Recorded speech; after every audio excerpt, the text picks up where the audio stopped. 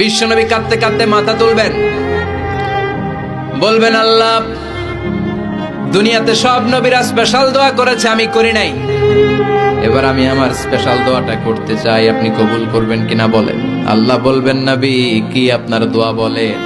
বিশ্বনবী বলবেন আমার একটা উম্মত যার অন্তরের মধ্যে যাররা পরিমাণ ঈমান আছে, একবার আপনারে আল্লাহ বলে ডেকেছে, একবার আমি বিশ্বনবীর উপর দুরূদ পড়েছে, একবার শাহাদাতের বাণী আমার যে গুনাহগার উম্মত দুনিয়ার বুকে থেকে ঘোষণা দিয়েছে, ওই একটা উম্মত যদি জান্নাতে ঢুকতে না পারে আপনি আমারে জান্নাতে ঢুকাতে পারবেন না।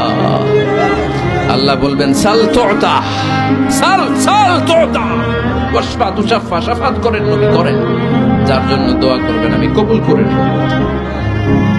দুনিয়াতে বিশ্বনবী কম কষ্ট সহ্য করে নাই, 3 বছর শিয়াবে আবি তালেবে জেল খেটেছে। কয় বছর?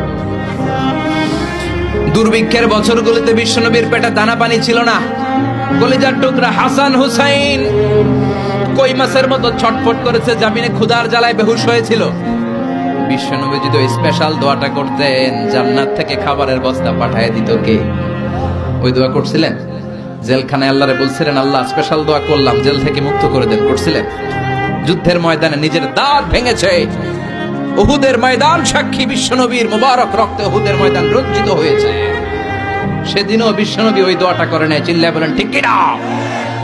তায়েফের ময়দানে বিশ্বনবী কয়েকটা জায়গায় 3 জায়গায় বেহুশ হলেন, বিশ্বনবীর মুবারক দেহ বেয়ে রক্ত ঝরলো।